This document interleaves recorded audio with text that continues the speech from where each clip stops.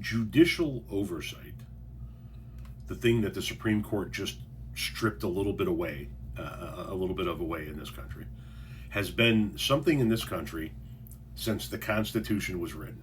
The Constitution was written so that the three branches of government served as checks and balances on one another. The executive branch is the president and his cabinet. The executive branch is Congress, the people that make the laws. The judicial branch is the courts that interpret the laws, and they're all meant to be checks and balances. And since that Constitution was written and signed, judges have been a constitutional check on presidential administrations. But along comes Trump, and he is able to convince the people that follow him that that wasn't the case.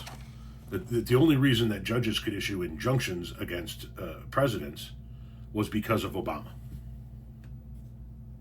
So you believe it was Barack Obama and Joe Biden who somehow came up with the idea that federal courts can issue injunctions? 100%.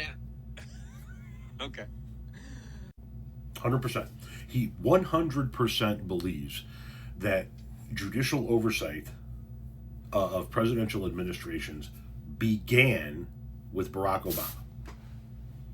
That Barack Obama came up with the idea that it's never happened before Barack Obama, that that's not a thing in this country, and that the reason why a judge can issue an injunction against a presidential executive order is because of Barack Obama. That is a level of brainwashing we haven't seen since Jonestown. He says it again in this clip. What do you think is the difference from Donald Trump being able to decree anything he wants and it goes into effect immediately and a dictatorship? So did Joe Biden. He did the same thing. How many executive orders did he do like within the first 3 days? It was ridiculous. You're not understanding.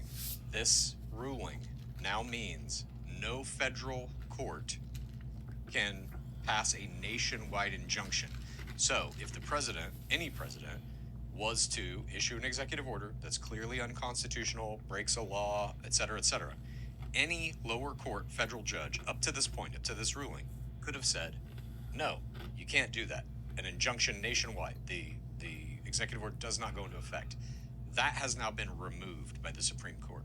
So as soon as he signs it, it's in effect nationwide. It's then up to these lower courts to issue injunctions in their jurisdictions, which can be their...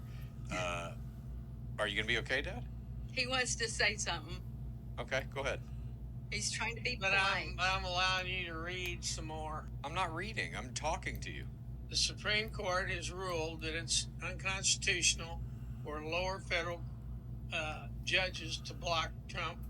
So what we've actually done is we've eliminated the dictatorship that was installed by Barack Obama and Joe Biden over the last 12 years. Now we have an open country again, and I don't give a shit if you want to call him a dictator or not. He can now do what needs to be done in his country. The dictatorship that was installed by Barack Obama and Joe Biden over the course of the last 12 years, never mind the fact that 4 of those 12 years, Donald Trump was president. I mean, we can't possibly expect this old guy, this old timer here, to even comprehend that notion.